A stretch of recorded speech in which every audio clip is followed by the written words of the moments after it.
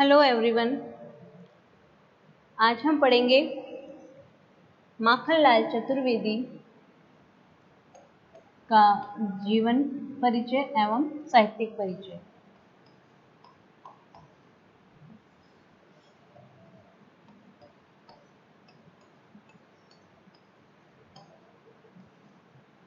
माखनलाल चतुर्वेदी का जन्म 4 अप्रैल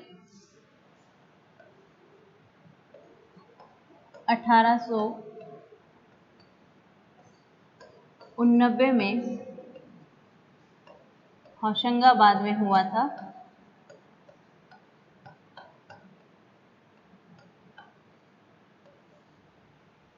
और स्वतंत्रता आंदोलन में भाग लेने के कारण उन्हें कई बार जेल भी जाना पड़ा, पर वो अपने मार्ग से विचलित नहीं हुए और उन्होंने स्वतंत्रता आंदोलन और भारत छोड़ो आंदोलन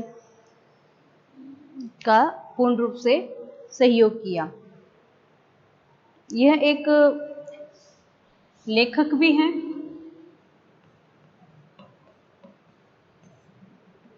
साहित्यकार भी हैं,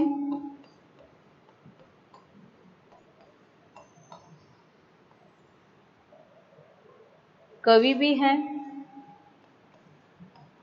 और पत्रकार भी हैं।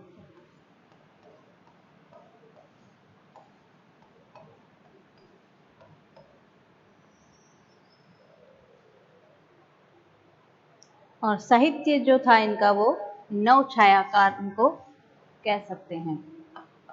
नव छायाकार।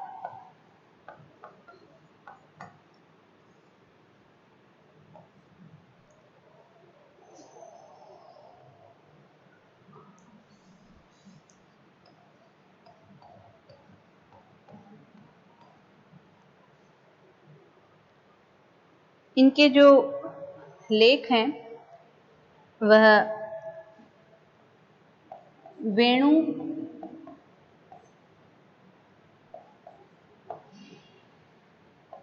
लो गुंजे धरा और हिम कीर्तिनी या हिम कीर्तिनी या हिम कीर्तिनी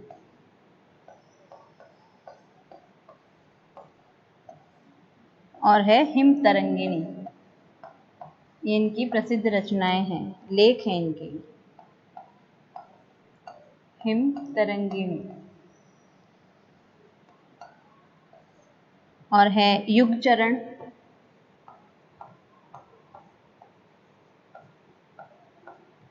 साहित्य देवता,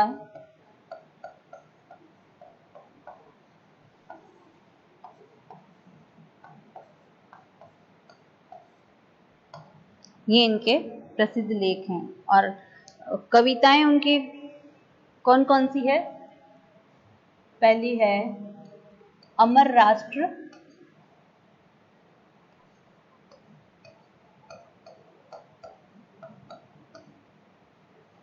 दूसरी है अंजलि के फूल गिरे जाते हैं,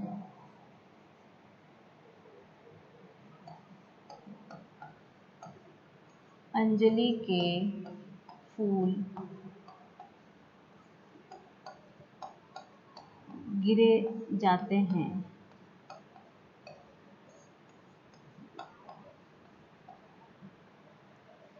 और है आज नयन के बंगले,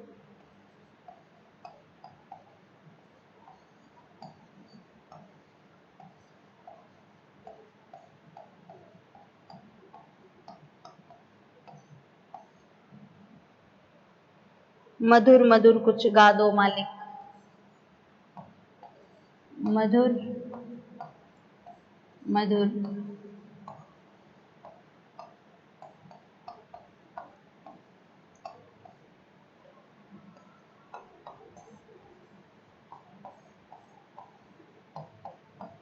ऐसी कई इनकी कविताएं हैं जो सुप्रसिद्ध रही हैं। एक हम देखते हैं, उस प्रभात तू बात ना माने, या इस तरह ढक्कन लगाया रात ने, और किरणों की शाला बंद हो गई छुप छुप, गली में गरिमा गोल गोल, भाई छेड़ो नहीं मुझे, संध्या के बस दो बोल सुहाने लगते हैं। एक देखते हैं हम इसमें, संध्या के इसमें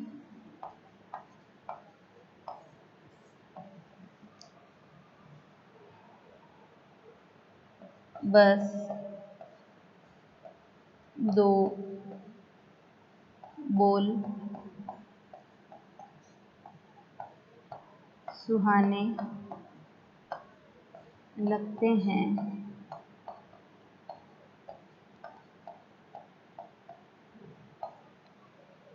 सम्मान इन्हें प्राप्त है पद्म भूषण, साहित्य अकादमी अवार्ड,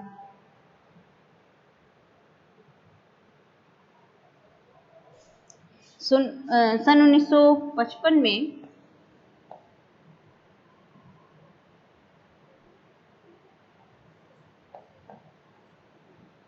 साहित्य अकादमी अवार्ड मिला था इन्हें, साहित्यिक अकादमी अवार्ड, और 1963 में पद्म भूषण,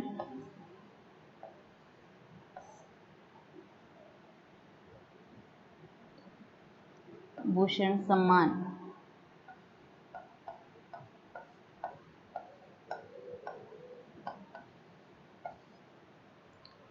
और मध्य प्रदेश साहित्य अकादमी द्वारा देश के श्रेष्ठ कवियों को माखनलाल चतुर्वेदी पुरस्कार दिया जाता है, और उनके नाम पर माखनलाल चतुर्वेदी राष्ट्रीय पत्रकारिता विश्वविद्यालय भी है। ये भी एक सामान्य ज्ञान का प्रश्न है। राष्ट्रीय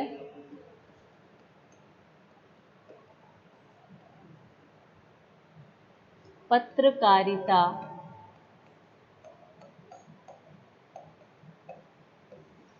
विश्वविद्यालय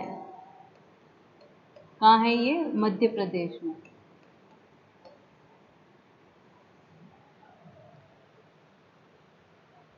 और उनके नाम के स्टाम्प पोस्ट भी जारी किए गए हैं, और मृत्यु इनकी हुई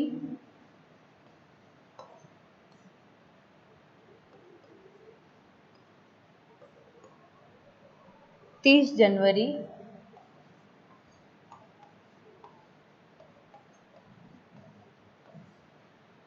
1968।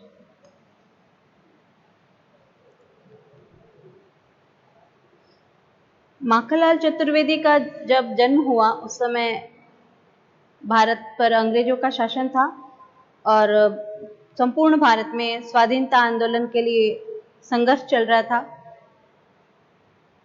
माखनलाल चतुर्वेदी जब 16 वर्ष के थे तभी स्कूल में अध्यापक बन गए थे, और 1906 से 1910 तक एक विद्यालय में उन्होंने शिक्षक की भूमिका भी निभाई थी, परंतु अपने जीवन और लेखन की जो कुशलता है उसका उपयोग उन्होंने देश की स्वतंत्रता के लिए करने का निश्चय किया, और असहयोग आंदोलन, भारत छोड़ो आंदोलन जैसी जो गतिविधियां हैं उनमें उन्होंने भाग लिया, और कई बार जेल भी जाना पड़ा उन्हें, परंतु वे अपने रास्ते से कभी भटके नहीं। 1910 में उन्होंने जब अध्यापन कार्य छोड़ा था तब उन्होंने राष्ट्रीय पत्रिकाओं में एक संपादक का काम करने लगे थे वे, और उन्होंने प्रभा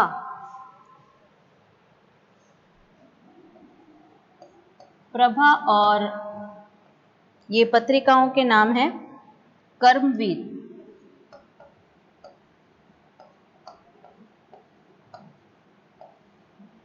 ये पत्रिकाएं हैं, उनका संपादन इन्होंने करना प्रारंभ किया।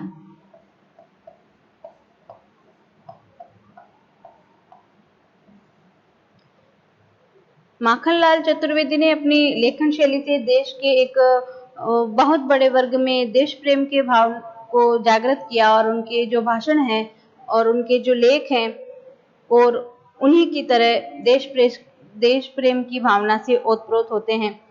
फिर 1943 में उन्होंने अखिल भारतीय साहित्य सम्मेलन की अध्यक्षता की, और उनकी कई रचनाएं तब देश के युवाओं में, देश के जो सभी प्रकार के जो निवासी हैं उसमें जोश भरने और जन जागृति लाने में सहायक सिद्ध हुए। फिर हम देखते हैं इनकी शैली।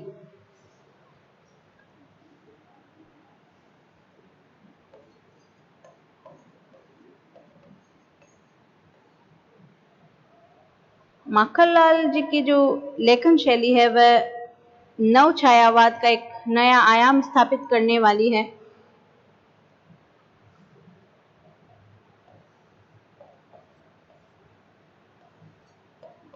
नव छायावाद, जो छायावादी युग है ना, उसका नवीन आयाम उन्होंने प्रस्तुत किए।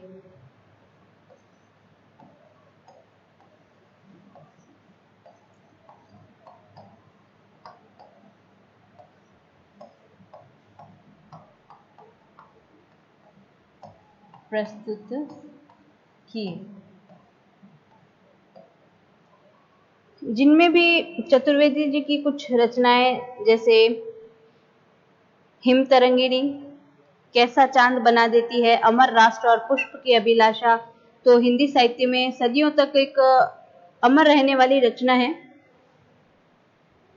पुष्प की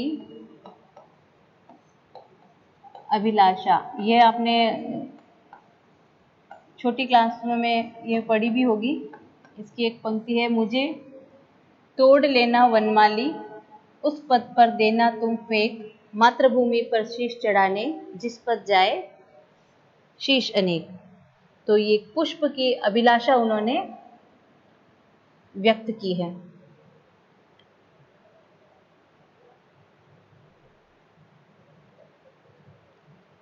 हिंदी साहित्य में सदियों तक ये अमर रहने वाली रचना है।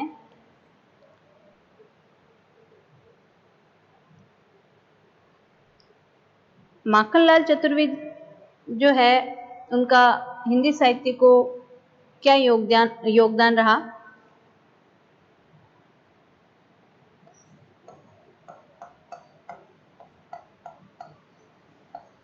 इसके बारे में हम यहाँ पढ़ते हैं। साहित्यिक योगदान,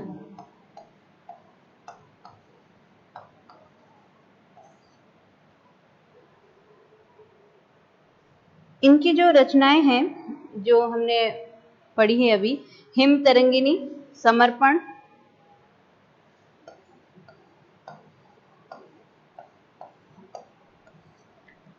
युग चरण, हिम कीर्तिनी, साहित्य देवता, दीप से दीप जले, कैसा चांद बना देती है, और पुष्प के अभिलाषा, जिनमें से वेणु लो गूंजे धरा, हिम कीर्तिनी, हिम तरंगिणी, युग चरण, साहित्य देवता, ये सब क्या है, सुप्रसिद्ध लेख हैं इनके। इसके अलावा भी कुछ कविताएं हैं, जैसे अमर राष्ट्र,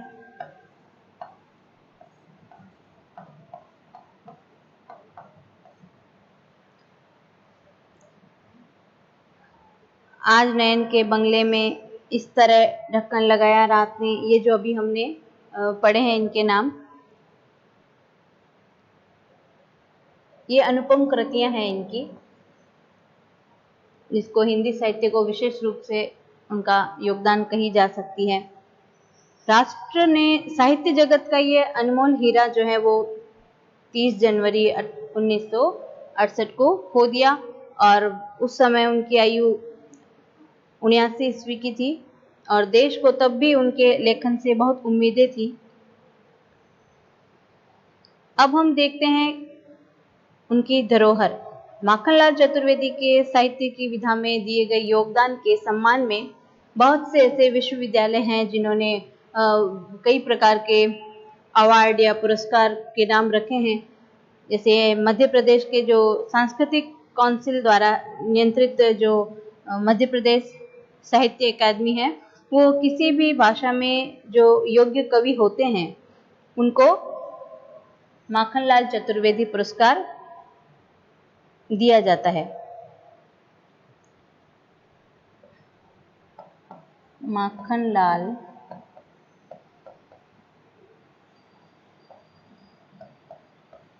चतुर्वेदी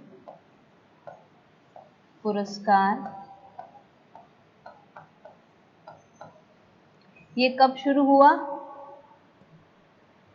उनके देहांत के 19 वर्ष बाद। कब? सन 1987 में।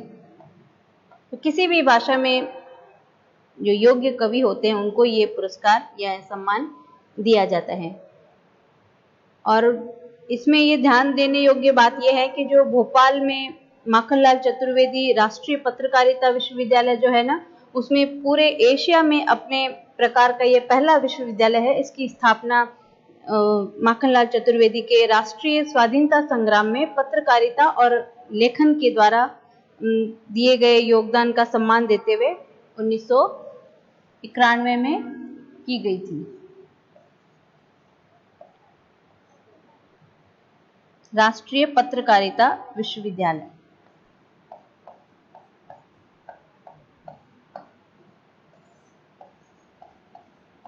पत्रकारिता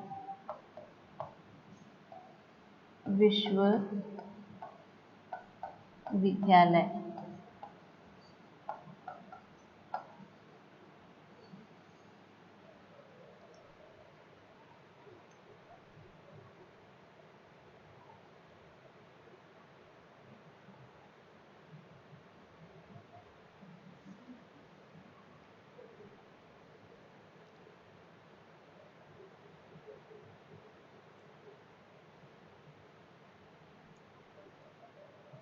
माखनलाल चतुर्वेदी की जो काव्य भाषा है, उनके जो वर्णित विषय हैं वह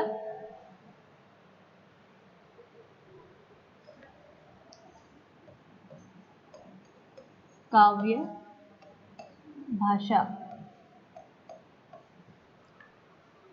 तो इन्होंने संतुलित और स्वाभाविक भाषा का प्रयोग किया है। अभिव्यक्ति योग्य इनकी भाषा कैसी है? अभिव्यक्ति के अनुकूल।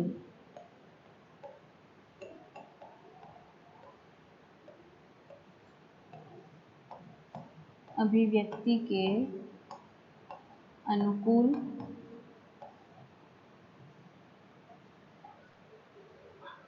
विषयानुकूल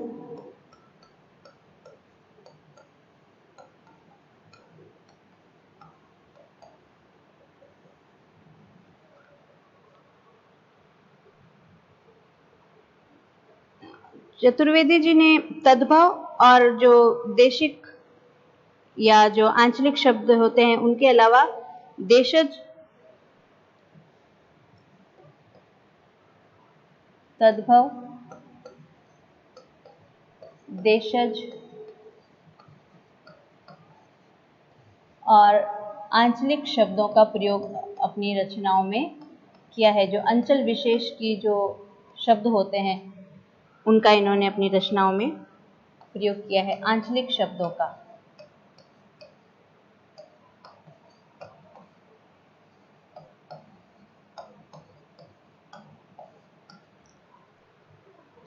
जैसे सोह,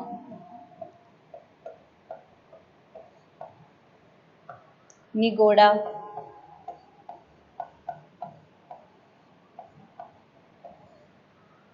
तलक,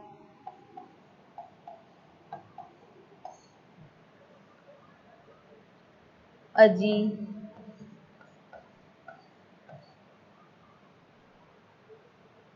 ऐसे कई भाषिक प्रयोग उन्होंने अपनी रचनाओं में किए हैं और वो कई हद तक सफल भी माने जाते हैं।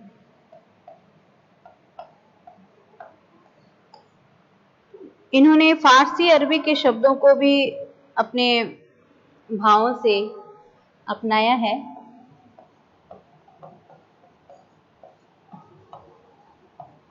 अरबी फारसी के शब्दों को भी इनकी रचनाओं में देखा जा सकता है और उनका स्वाभाविक रूप से इन्होंने प्रयोग भी किया है, जैसे हस्ती, एहसान,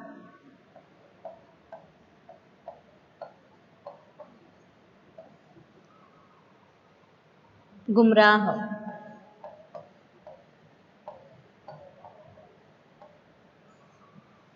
फरियाद,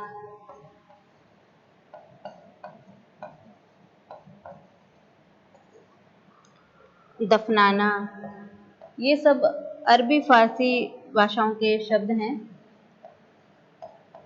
बहुत सुंदर प्रयोग किया है इन्होंने अपनी रचनाओं में इन शब्दों का। अपनी भावनाओं को व्यक्त करने के लिए इन्होंने कभी कभी ऐसे शब्द भी गढ़े हैं जिन्हें विलक्षण चित्र इनके आंखों के सामने आते हैं, जैसे बोल का डोला, बोल का डोला, और नयन का बंगला,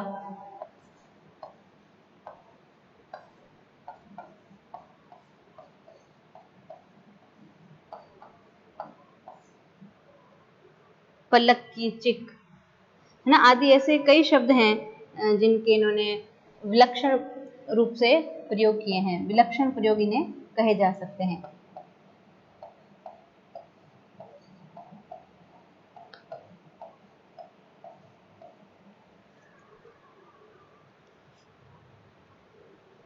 जैसे इनका एक कविता है, उसके कुछ पंक्तियां हम यहाँ उदाहरण के लिए देखते हैं।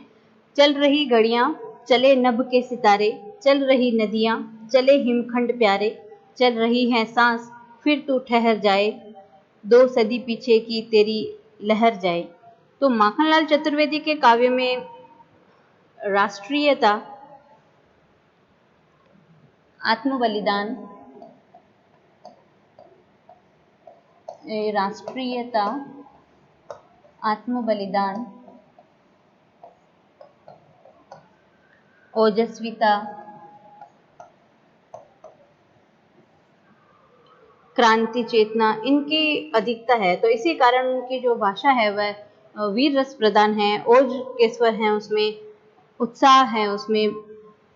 परंतु जो प्रेम भक्ति संबंधी कविताएं हैं इनकी, वह सरल है और प्रसाद गुण से युक्त हैं।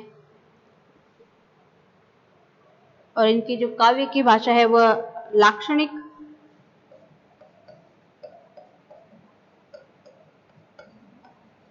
और प्रतीकात्मक कही जाती है।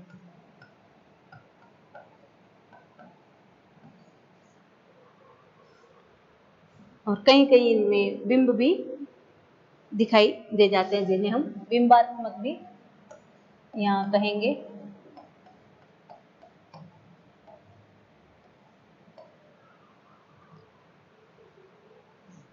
इनकी भाषा की प्रवृत्ति छायावादी युग का प्रभाव भी कह सकते हैं। जैसे इसकी 2 पंक्तियां हम और यहाँ देखते हैं कि तुम न खेलो ग्राम सिंहों में भवानी, विश्व की अभिमान मस्तानी जवानी।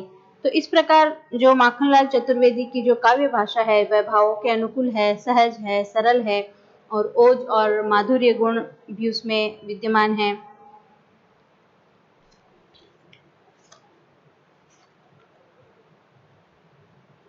इनकी जो रचनाएं हैं उनमें प्रकृति चित्रण भी देखा जाता है।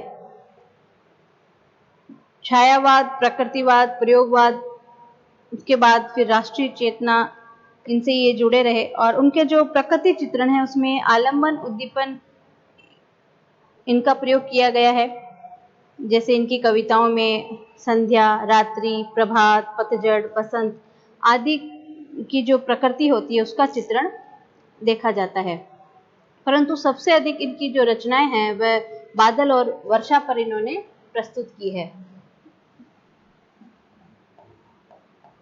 बादल और वर्षा, ये उनके मुख्य विषय रहे हैं प्रकृति चित्रण।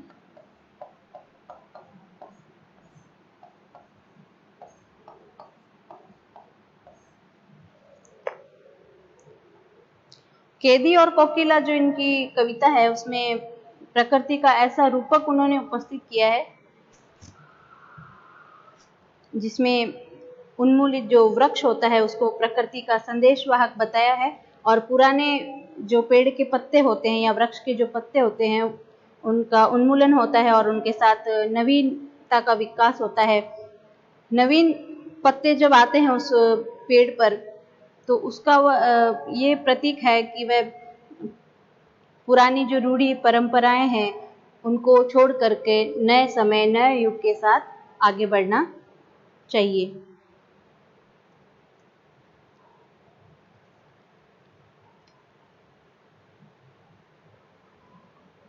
तो इनके काव्य में बिंब विधान, अलंकार विन्यास और छंदों का प्रयोग भी देखा जा सकता है।